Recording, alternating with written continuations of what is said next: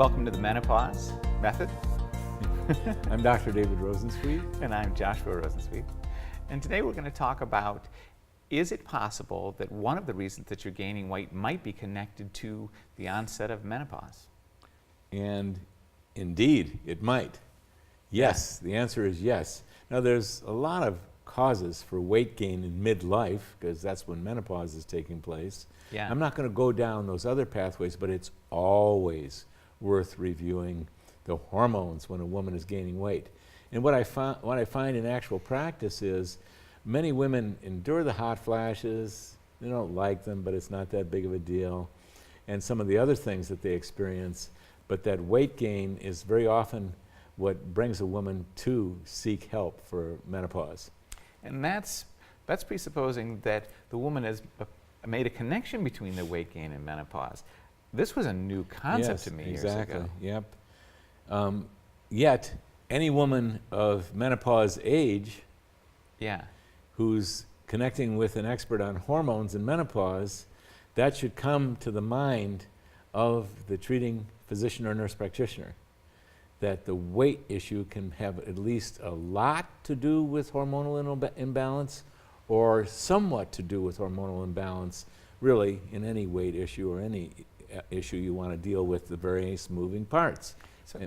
Sorry, I just want to cut to the quick here and say, are you saying that if a woman is gaining weight in her 30s or such, or 40s or 50s, seek menopause? Yes, yes, and 30s also, because it can be related to hormones. Yeah. Let me give you some example of someone in the 30s.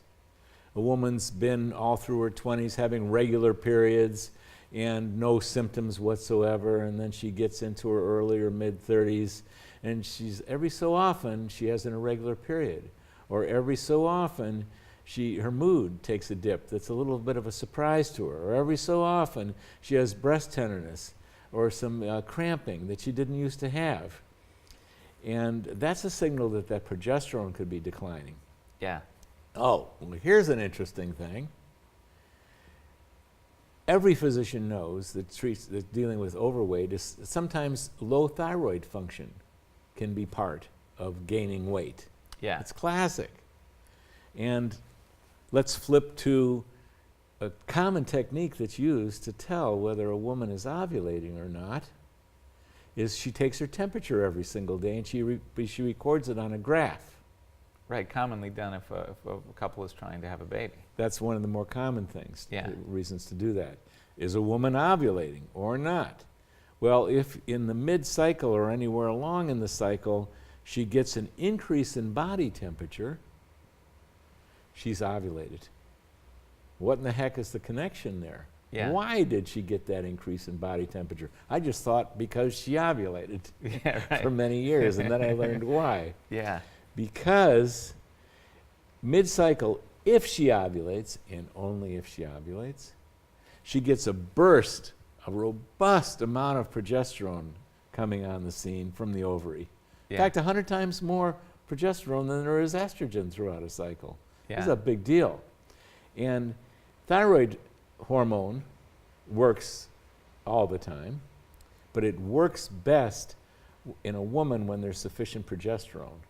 And the flip side of it is, if there's not sufficient progesterone, a woman will not get the most out of the thyroid hormone that she's producing. And what happens mid-cycle is that progesterone comes on strong if she ovulates.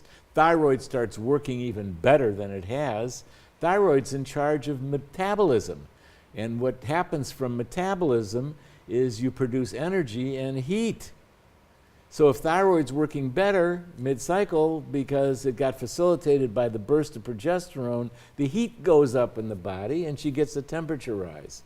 So weight gain in the early 30s, it can have a lot of causes, dietary causes, other causes for sure, but it can have a lower progesterone output that can begin in the early 30s or the mid-30s. Yeah. So you want to get on the progesterone early on. The more educated a woman can get to this, because you can get really good progesterone over the counter in a cream.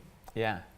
And often sufficient enough for a woman who is progesterone deficient in her 30s to do the job. Sometimes as you get on, you want a stronger progesterone, but the stuff that's over the counter is very good for those early 30s. Now, that's not the only way it works.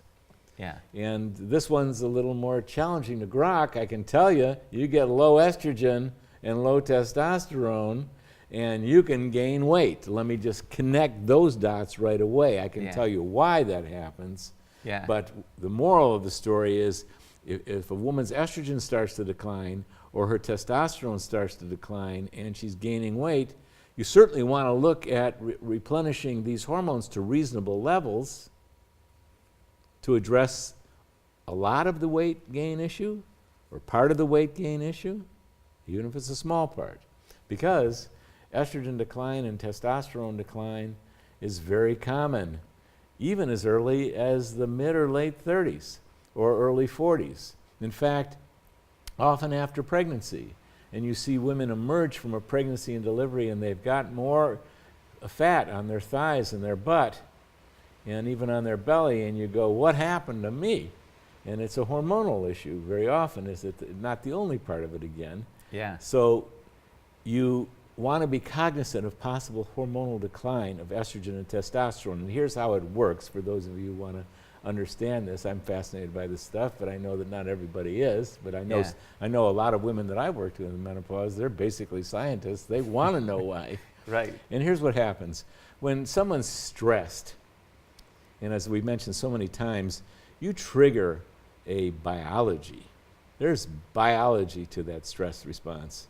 And really what it is, it's an outpouring of powerful hormones, adrenaline, cortisol. Most people know that. The adrenal glands are at the vanguard, and their production at the vanguard of rising to do whatever stress response you're doing in your life. Right. But what isn't commonly known is so are other hormones. There's other animating hormones besides just adrenaline and cortisol and estrogen. It will definitely double for a good stress response. And so does testosterone. It works really well. In fact, what we'll see in many women in their late 30s or early 40s, and we measure their ovarian hormones by 24-hour urine hormone test, which is really how you need to do it, you'll see a surprising decline in estrogen and testosterone and DHEA. How'd that happen? Because, and I'll say to the woman, if you had some stress in your life, well, of course, all of us are going to answer yes to that. But very often you'll hear stories of, yeah, my aunt got sick, and then my mom got cancer, and then, I was in an auto accident, a tale of really rough things happened. And sure enough, her estrogen and her testosterone had been depleted. Because they kept kicking in to deal with the fight or flight response she was having. And so those hormones, estrogen, was being used up to fight tigers. Exactly. Yeah. And so to rise to the occasion of a fight or flight, you have 4 or 5 participants in the hormonal level. You've got the adrenaline and the cortisol. They're at the vanguard. You've got estrogen, testosterone, and thyroid as well. And then you drop out, or you diminish the ability for the estrogen and thyroid to do the work. And the body is going to highly prioritize the preservation of the adrenaline and cortisol because they're needed for life. So it's going to be the estrogen and the testosterone that's going to decline first.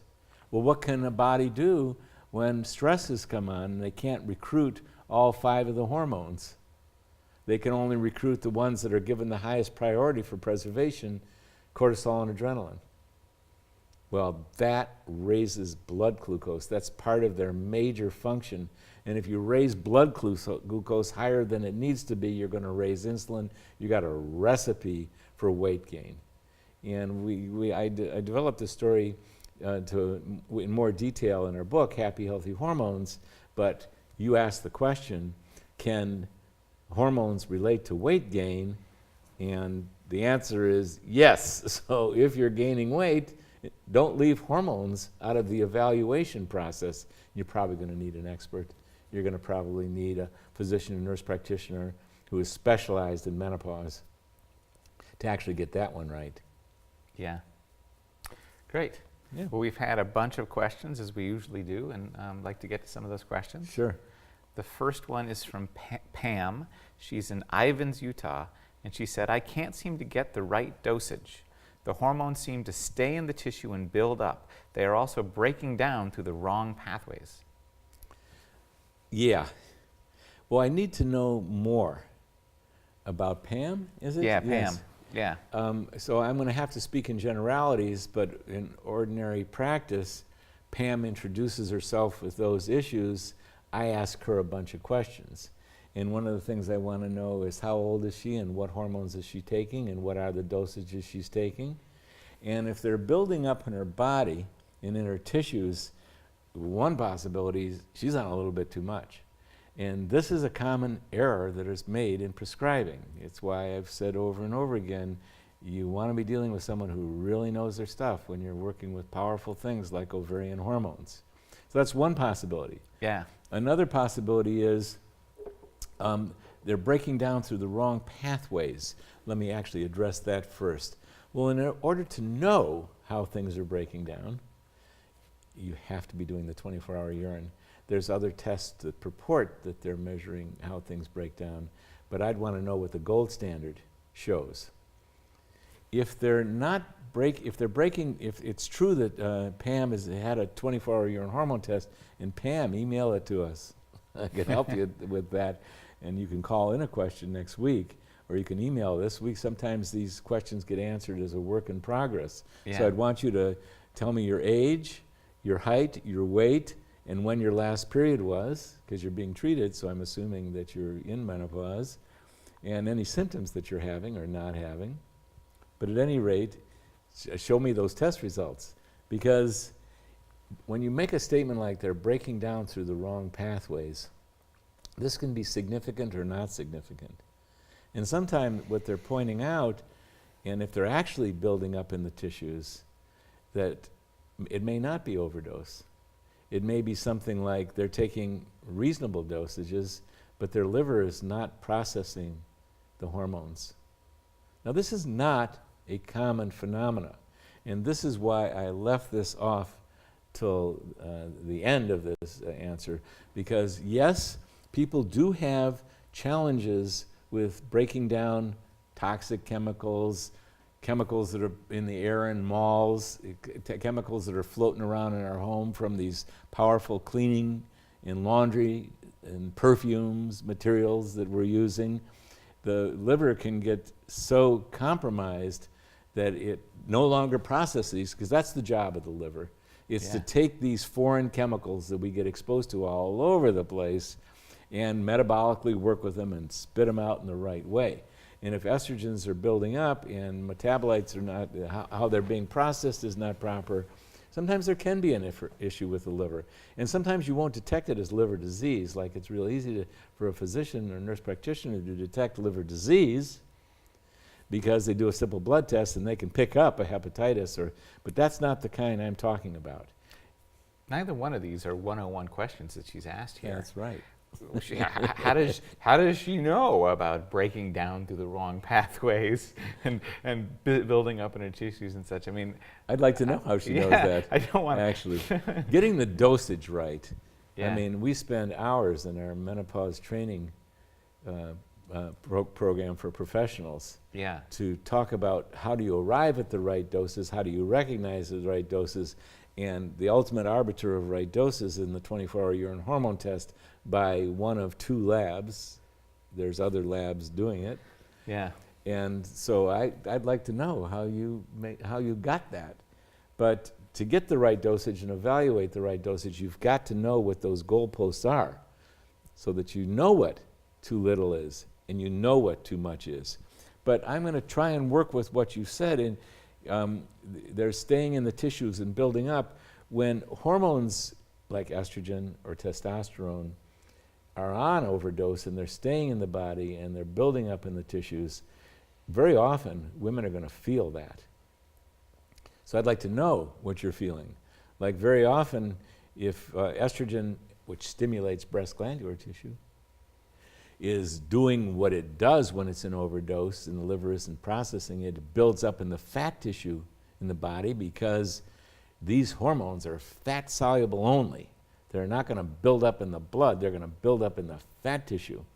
And you can blow up with too much estrogen, but it's pretty common that when a woman's been on too much estrogen too long, she feels it. And I didn't hear these symptoms being mentioned, but if a woman said to me, God, I never had breast tenderness in my life, or it was only once a month, a little bit. And now I'm taking these hormones and I feel like I'm swelling, I feel like a balloon, and I'm getting breast tenderness, and I don't feel well. I feel grouchy, or I feel I'm not thinking properly, my mood isn't right, I'm getting more irritable. There's a lot of symptoms with these hormones that are actually building up. So Pam, next week, call in, or between next week and now, email me a lot more details. And one of the first things I'll do is email you our questionnaire so I can learn a lot about you. Because here's another thing, Pam. There's always reasons. And 99 times out of 100, these are fixable reasons. These are not these great mysteries that would require someone who knows what they're doing, has a lot of experience and a lot of good training. But yeah, let's carry this forward, because if it's not overdose and it's not liver issues, there's a lot of other things that I can think about that can lead to wrong pathways and building up in the tissues. Before we get to the next question, I just want to take a moment to hesitate and talk about the 24-hour urine hormone test, and here's why. You and I met with somebody who's a very powerful doctor, who's also very interested in this field, and really wants to bridge more natural hormonal treatments to the general public. Yes. And so we met with this As person. we do. As we do. That's That's our our main goal. mission. That's our goal.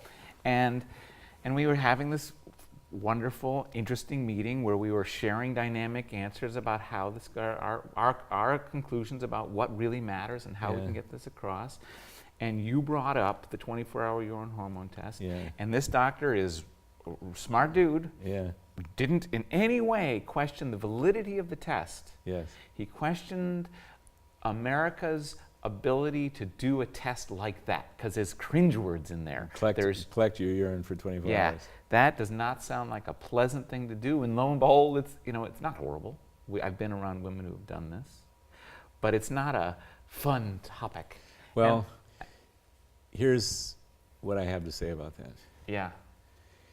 There isn't an orthopedic surgeon in the world that would hesitate to do a very fancy and expensive and intensive procedure called an X-ray or an MRI or a CAT scan. And I could name 100 other examples when it was the right thing to do. They wouldn't blink an eye. Let's name another one. How about colonoscopies? We don't do it that way. If there was an easier way, but you don't hear a gastroenterologist stutter when you go to a gastroenterologist and you tell them that you're 65 and he asks you or she asks you, have you ever done a colonoscopy? And you say no, and the gastroenterologist goes, oh, well, that's okay. I know it's a hard procedure and you have to take a bowel prep, and they don't do that. They go, you need one. And you believe them 9 times out of 10, and they could tell you the reasons why. They don't hesitate, they don't drop a beat, because they know how important a rightly timed colonoscopy is and how much good it can do. Absolutely. Well, the same thing, once someone understands hormones and that the way that you get the kind of information that you need, especially with a woman that you're treating in menopause. And once I got that, and I happened to have the great benefit of getting it really early on in my menopausal career, I tried saliva testing, I tried blood testing. The results were so discrepant and off the wall compared to the patient. You tried straight titration, which was just measuring symptoms and waiting for a woman to say she felt right. I tried that, and it did not work. And then when a friend of mine told me about it, why don't you use the gold standard that's been around since the 1940s, that all the research is, important research on hormones is being done. It's the 24-hour urine hormone test. Once I got it, and this is the strange thing that I've had the privilege of working with hundreds and hundreds and hundreds of women. And they never blink an eye. I say, well, now we're going to do the 24-hour urine hormone test. Because in my being, I know it's the right thing to do. And it's one of the best bargains in medicine right now. The lab I use is $280 for the whole test, and the amount of information that you get is outrageous, and it's no big deal for anyone who does it.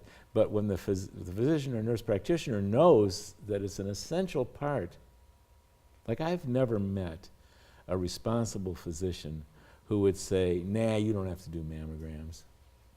Right. I've given up on mammograms. I've never met a responsible physician because they've been trained and they bumped into cases of breast cancer, and they're not going to leave mammography out and that's getting it right and doing it at the right timing, of course.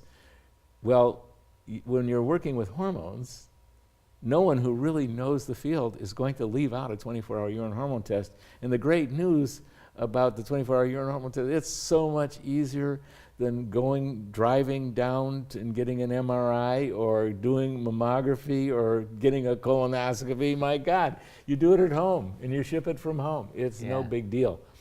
But again, the defining moment is once the physician or nurse practitioner gets how crucial this is and how easy it is and how inexpensive it is and how important it is to being able to assess a woman while she's taking hormones, they get it. And so I would just say to my patients, matter of factly, my patients trusted me. They did not ever get pushback. So it's a myth that this is a big, complicated deal. Yeah.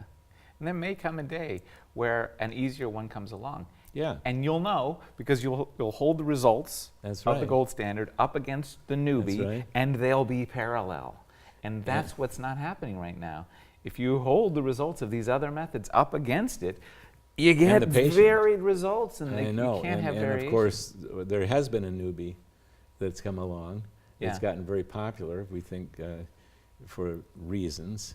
And you hold the results up of what the patient is experiencing and what the 24-hour urine shows and what this thing shows, and you go, oh, sorry, it doesn't work. Yeah. And there's a lot more to that story of why that doesn't work. So yes, we're something to come along simpler, but I don't want to ever think that to say that the 24-hour urine is not that hard. It's not that simple. You do it on a Sunday, you do it on a Saturday.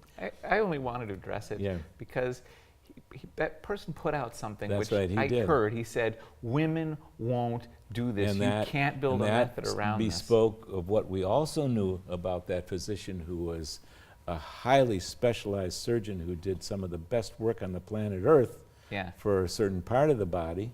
Yeah. He had never done hormones. Yeah. And I could have said to him, I would give him examples. Would you ever leave out of your particular specialty, but he wasn't about to do it because he just, showed us that what he didn't know. Right. Anyhow, I know I took us down a path, but it's got to be in some people's mind. It would be mine. Yeah. Be like, really? I got to do that? Yeah. And just like I do a colonoscopy all day long because I know it's the thing that works, and I need it, I do it. That's right. Sandy from Carlsbad, California. We know her well. She asks really good questions and lots of them. She wrote, I read that a 24-hour urine hormone test does check metabolites, but not while on hormone replacement. Does Dr. Rosensweet recommend testing after a woman is on hormone replacement? And if so, what type of testing? Well, here's the answer, Sandy. That's not correct. That's actually the opposite is so. I don't know where you read the 24-hour urine hormone test does not check metabolites. It's the only test she said does. I read that a 24-hour urine hormone test does check metabolites. I'm sorry, but not while on hormone replacement. Yeah, sorry. That's absolutely incorrect.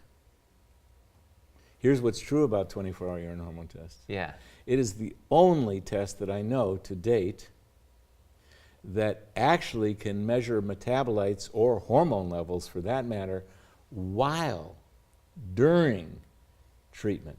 It's the only one I know. Yeah. So it's just not correct. So I don't know where you read that. And the rest of that question is, does Dr. Rosensweet recommend testing after a woman is on hormone replacement? Yes, absolutely. I never say never. I mean, it's very rare that I bother to test a woman who's perimenopausal or newly menopausal, and I don't think I want to go into the depth of why that's so, but we test 100% of the women that we treat, and we wait usually to the 3 or 4 month mark, because often it takes that long to for a woman to arrive at the correct dose. Maybe they've gone a little too much, to back down. But there's often a time when a woman comes back to our office for her third or fourth consultation with us, follow-up consultation, because it's a process. It's not like you go into the doctor or nurse practitioner's office and you say, I'm in menopause, and they say, here's a pill, and we'll just give you 12 months of refills and Yeah, catch on although your- we have heard stories that like definitely that. happens. Yeah. No, it's a process, and I want to Yeah. emphasize this to Sandy because I heard some other things that are concerning Sandy. Sandy had a challenge because one of the doctors that she was trying to check out took time to do that first consultation and follow-up consultations, and I just wanted to let her know that it is a process and it takes time. And I know this is a diversion, but this is my opportunity to talk to Sandy directly. And Yeah. my goodness, Sandy had a legitimate concern called money. yes, And she went to a doctor Yes. trained by us and Yeah. was informed that that first visit was going to be long. And Yeah. long with doctors equals more money. It That's just right. does. And so, buried in a That's question it. is it an appropriate amount to spend? Is it a necessary amount to spend? Or can it be done for less time? and yes, it can be done for less time, and but not well, because we have a mission Yeah. in Menopause Method. It's how close to zero can we get the risks for women, Yeah. and how much does it take to maximize the benefits? And that's our mission. As an example, you created the initial questionnaire. And when I first saw that thing, Yeah. I gave you pushback. I went, Yeah. this thing is so long, Right. women won't want to do it. I wouldn't. And we went over it question by question by question. You Yes, we explained did. to me why, even though it felt extra to me, you understood why it was a necessary question. And it didn't take me long to get, you know what? Even though I want it to be shorter, because I want these things to be Right. convenient and Right. easy, and I don't want to waste people's time, I want to And ask them money. excessive stuff, and I want to waste their money. Yeah. Everyone's time is precious, everyone's money is precious. That's right. But guess what? Some things We couldn't chop can't- them. You can't chop. Because I had spent 40 years to develop it. You know, it's like that. It wasn't like I was just trying to throw questions at people. Right. But And let me address what I want to address to begin with. yeah. Women for the last 70 years have been treated, when menopause treatment got popular, and for example, when Premarin came on the market and you took one pill, and the North American Menopause Society said, that's all it takes, and there's only one of two doses, and you don't bother to test because it doesn't work, and they were correct. And the visit took 10 minutes. Yeah. And you know what? So many women did so well. Menopause, like anything else, can be done quickly, and I'm going to add a word. It's going to work for most women because we're resilient, and there's a lot of other issues that relate to serious illness, but there are outliers there who are sensitive, who are in a delicate health position, and we're trying to develop the method that we think is safest in bringing risk as close to zero as we can get it. We can't bring risk to zero. I'm at risk tonight, tomorrow, and everybody is, for serious illness even. Yeah. But my goodness, the more you learn about menopause and hormone, you start to realize, oh, if you do this right, you don't have that risk. And if you do that right, you don't have that risk. And if you do this right, you don't have that risk. And so it's, we have 14 hours of training for professionals with just the basic knowledge base. There's a lot to getting this right. And I can find in my practice, and my God, I've worked with women in menopause for 25 years. I've been a doctor for a lot longer than that. And I can tell you, it takes me time. And that first visit is a relatively long one. And I'm a little slower than most, and I've seen physicians and nurse practitioners are faster, but they can't be that fast. You leave out chunks of things that most women are going to be fine. But how about those outliers who they are in a more delicate position in their health? And you want to get it right. We tell the doctors we train and the nurse practitioners we train that you can count on, a woman can pretty much count on about 4 hours, 3 to 5, for the whole initial 3 months of process, And that's going to be less for some, but more for some, but not a lot of latitude there. And then annually, an hour minimum. And it's not even just the outliers. Like, let's say a woman is put on less than a perfect amount of hormones. It's going to do her good. Yes. It's better than not doing it at all. That's good. But heck, if you actually got it to enough through that process of sophisticated question asking Right.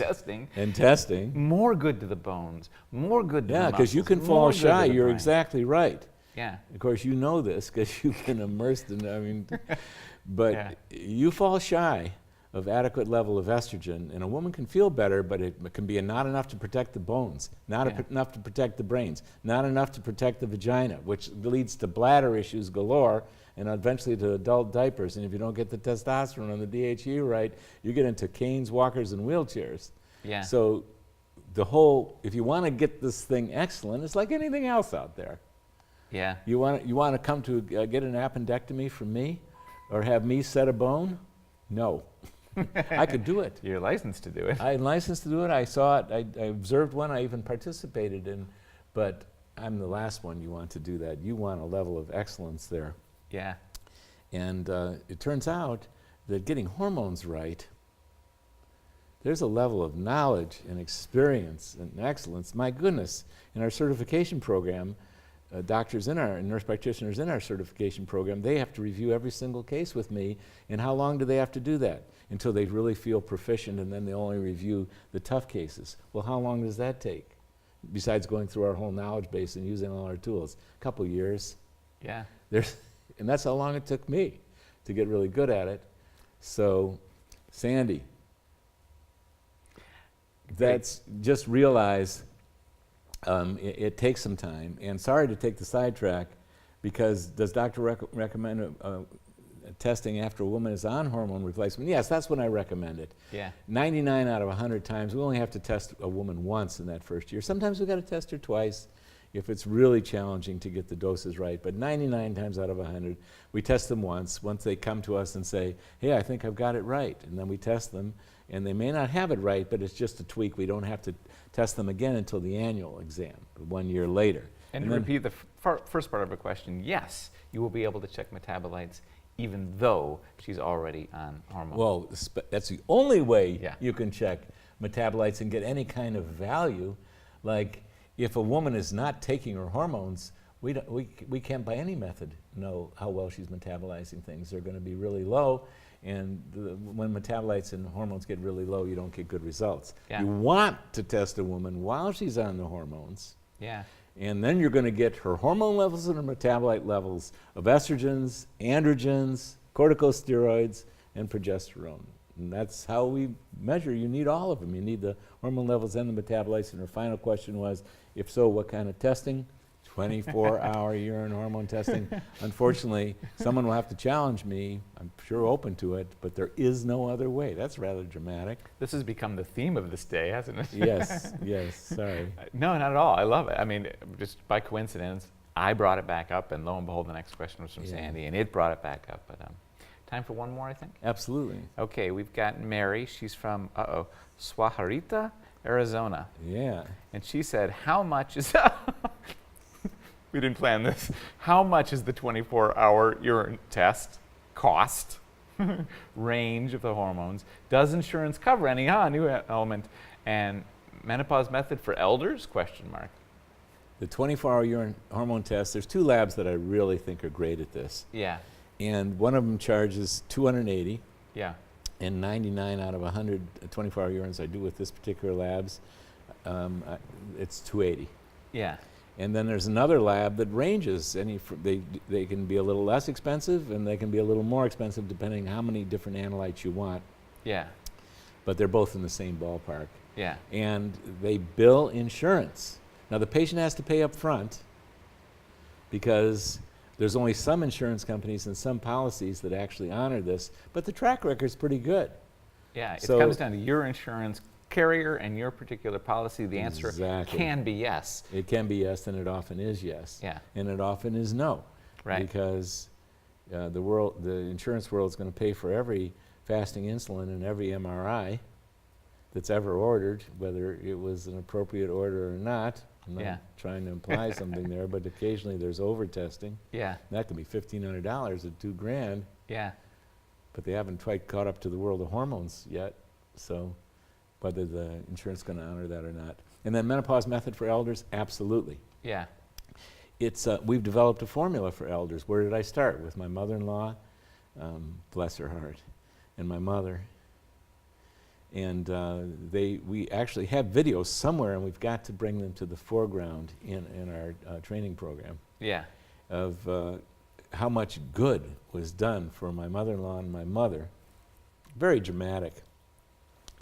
And one thing that's different for us is I never recommend combining hormones.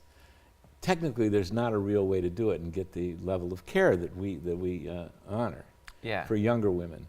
But there comes a point where cognitively and compliance-wise, a woman can't be dealing with several bottles. A bottle of estrogen, a bottle of progesterone, a bottle of testosterone, a DHEA capsule or bottle. If you make it too complex, They can't do it. They won't do it, so you've done yourself no good by trying to be perfect. Yes, You end so up with I let go of some of the downsides of making mixes, and we have a mixture called Elder.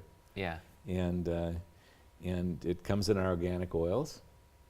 And we have a nurse practitioner that was giving it to her mom, and she just loves it, and she's got a testimonial up on her. And then what I learned from her last time I talked to her, because she's in her 70s, she says, now I'm taking Elder. We never recommended, but there's the magic age where you just have one shake, one drop, a couple drops once a day. Yeah. And it works really well. So Elder. So we All definitely right. care about the elders. And the other thing I'd like to say is a woman's need for hormones never goes away. And if you go around town or you go to assisted living facilities, you're going to see the majority of women on walkers and with Depends. And one of the reasons they're on those is they don't have enough hormones. They lost muscle and they lost bladder control. So one of the best ways to prevent this is going on the ovarian hormones. And just as one testimonial, my blessed mother-in-law, she lost so much strength that she couldn't stand stably in her kitchen. And when she made a simple turn, she lost her balance, she fell to the floor, fractured her shoulder, it was months and months of rehab. It was very painful for her. Yeah. And afterwards, and she could not get out of a chair. Definitely without using her arms. Yeah. And then we put her on hormones that she rubbed on her legs, interestingly enough, because she was having leg pain, and we had the big mixture in there. And the Elder, the original Elder. And we have a video that, again, I'm mentioning it on set because I keep forgetting to mention it. We want to get it up in the foreground. Yeah. And we have a video of her not using her hands and getting up out of a soft couch at a low level on her own with this huge smile on her face. That's how much she gained back the strength in her legs. So Elder, treat elders, treat them all the way. Yeah. As long as they're willing to do it. As long as they're willing to do it. Yeah. It's very important, and it helps alleviate some of the worst things that happens to the elderly. Depends, walkers, and isolation from their family because they can't ambulate, they can't walk. And so they wind up in assisted living facilities, and that separates them from their families, and that's the worst. Yeah. Well, another great day. Yeah. Not as many questions as we wanted to get to, but good ones. Good questions. Yeah. So thank you, everybody. Keep sending us those questions, and it's an honor to be with you all.